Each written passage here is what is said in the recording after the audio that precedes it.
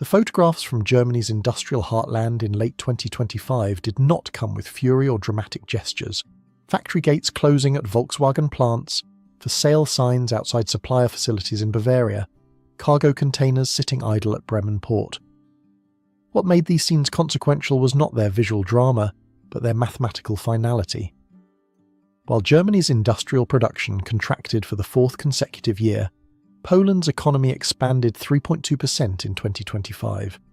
While German manufacturers announced 35,000 job cuts at Volkswagen alone, Poland maintained unemployment near 3%, one of the tightest labour markets in Europe.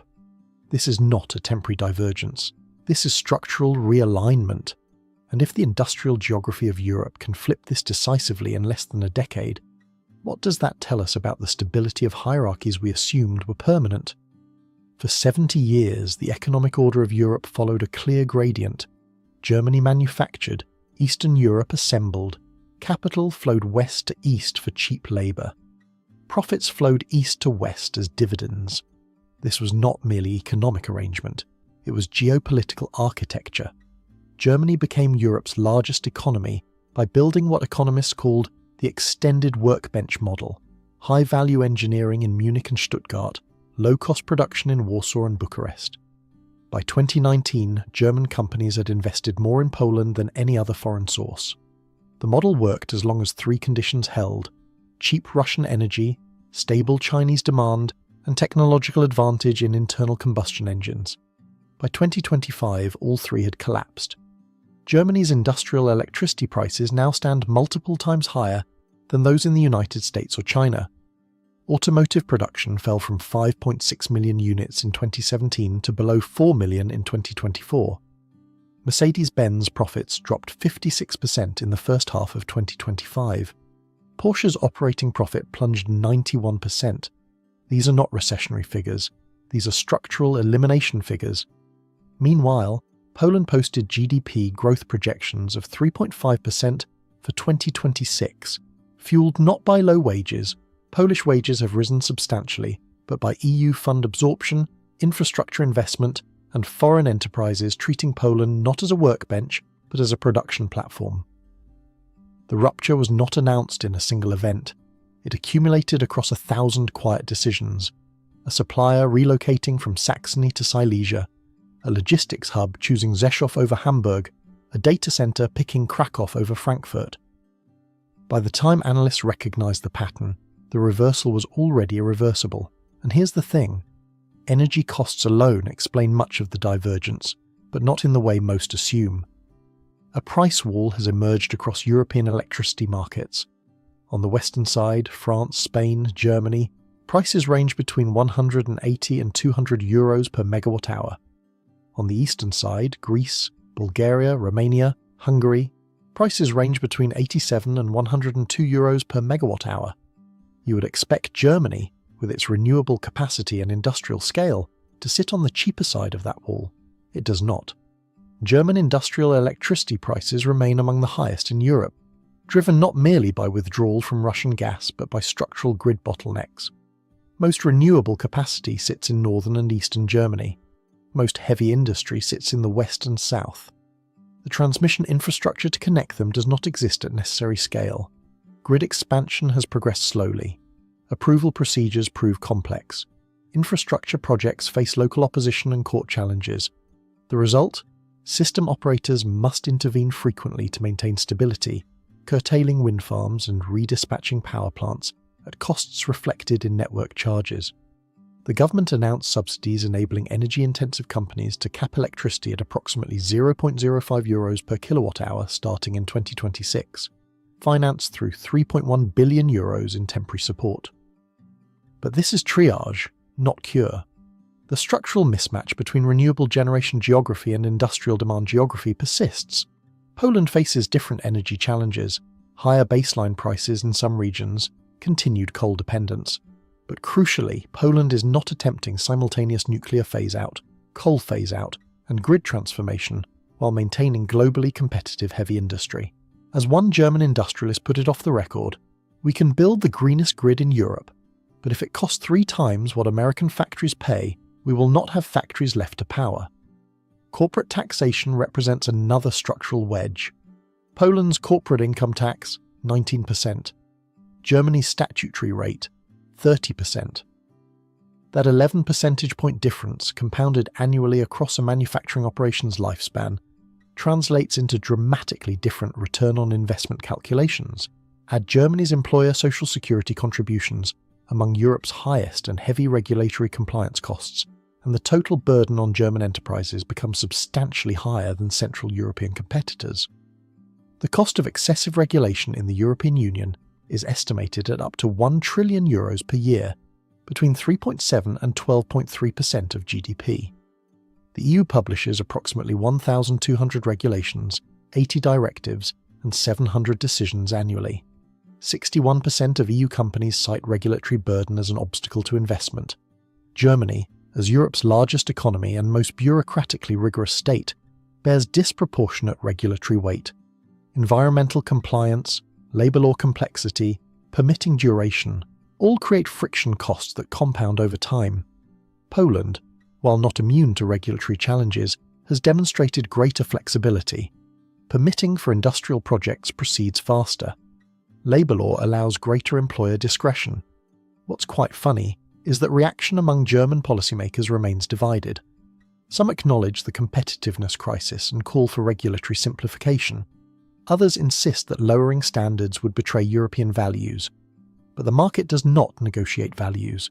The market allocates capital to jurisdictions where after-tax, after-regulation returns prove highest. By December 2024, Germany's Business Climate Index fell to 84.7 points, a near four-year low. Among manufacturers, only 15.7% expected improvement, while 31.8% anticipated further decline. Meanwhile, multinational enterprises redirected investment eastward. Poland became attractive not as a cheap production location, but as a strategic node within integrated European supply chains, where companies combine proximity to Western markets with lower operating costs. The automotive sector provides the clearest window into Germany's competitive collapse. Volkswagen agreed to cut at least 35,000 jobs at its core brand, with 15,000 already eliminated by late December 2025. Porsche announced nearly 6,000 job cuts. Suppliers and related industries announced layoffs exceeding 10,000 monthly positions. This is not cyclical adjustment. This is capacity elimination. Germany was substantially late transitioning to electromobility. Manufacturers relied excessively on internal combustion engine superiority while failing to take the electric vehicle revolution, led by Tesla and Chinese producers, with sufficient seriousness. When the German government removed EV incentives at the end of 2023, domestic demand collapsed. Insufficient charging infrastructure, high prices, and withdrawal of state support severely undermined consumer confidence. Then came the energy shock. Closure of nuclear plants drove industrial electricity costs to multiples of US or Chinese levels. Chinese manufacturers emerged as the primary threat. BYD overtook Tesla in 2024 to become the world's largest electric car maker. German sales of BYD vehicles rose over 700% to more than 23,000 cars, despite EU tariffs of up to 35.3%. And here's the strategic trap. German manufacturers like Mercedes and Volkswagen sell approximately 30% of their automobiles in China. They face Chinese competition in their home market, while depending on Chinese consumers for profitability. Several major manufacturers accelerated plans to relocate production to Eastern Europe or Asia. Some initiated facility closures in 2025. The crisis reveals both economic and social dimensions. Rising unemployment fuels support for far-right parties.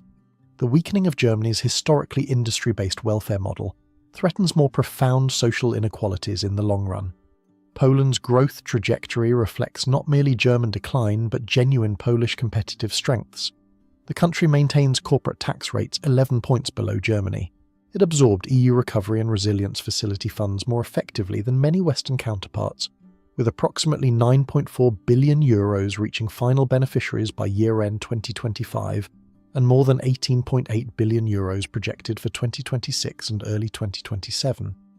Beyond RRF funds, Poland has spent only around 10% of the €76 billion granted under cohesion funds for 2021 to 2027.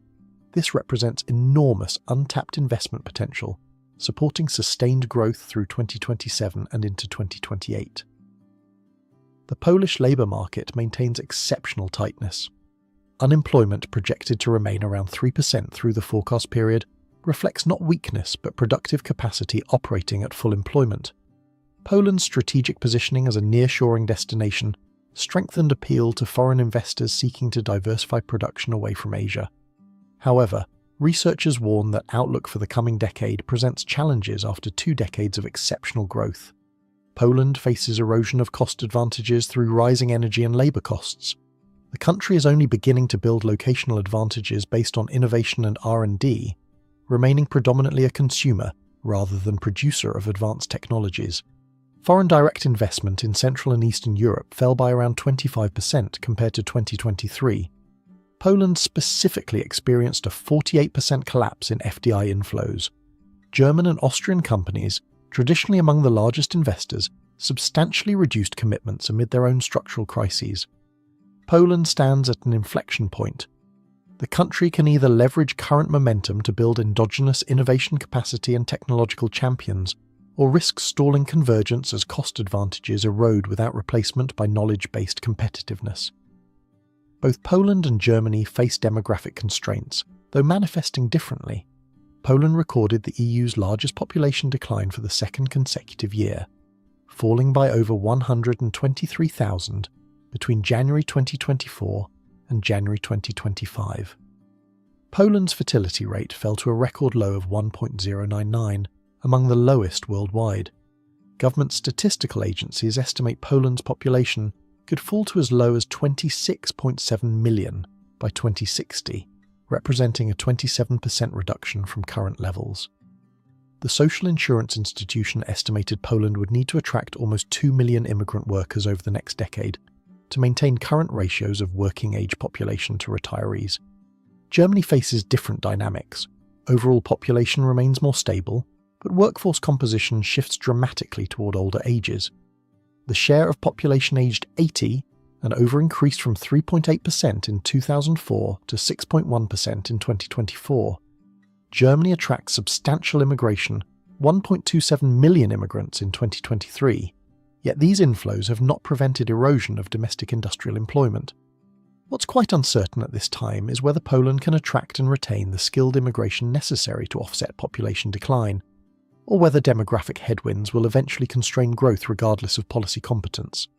The conflict in Ukraine has created both challenges and opportunities for Poland's economy, with reconstruction needs potentially catalyzing substantial Polish growth. Prime Minister Donald Tusk presented a model of Poland's involvement in Ukraine's reconstruction built around 3 pillars: transport, trade, and investment.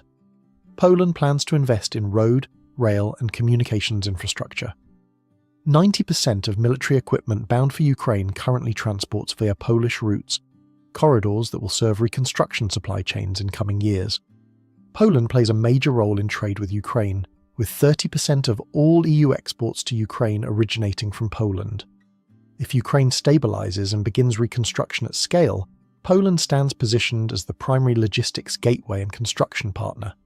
That could sustain Polish growth even as other drivers moderate. Beyond Germany and Poland's trajectories, European industrial production more broadly reveals ongoing structural challenges.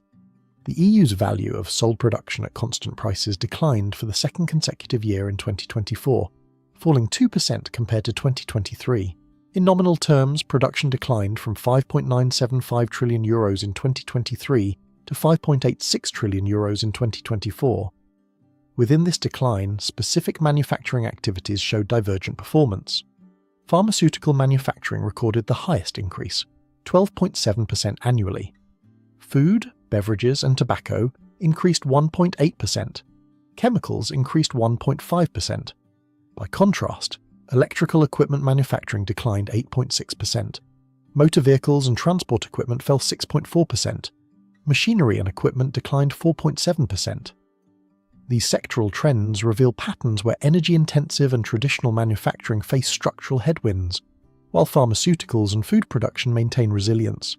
Central and Eastern Europe has proven more resilient to global trade disruptions than many expected. This resilience reflects more diversified industrial bases compared to Germany's heavy automotive dependence, lower exposure to Chinese competition, and strategic positioning as nearshoring destinations. Analysis examining the 20 years following Eastern enlargement shows Central and Eastern European countries developed at rates almost twice as fast as the old Union EU15. Poland within this group developed fastest, with average growth reaching 3.8% annually compared to 1.6% for EU15. But researchers warn that the outlook for the coming decade presents challenges. In the cautionary scenario, convergence would stall, and the gap between post-socialist economies and EU15 would widen again.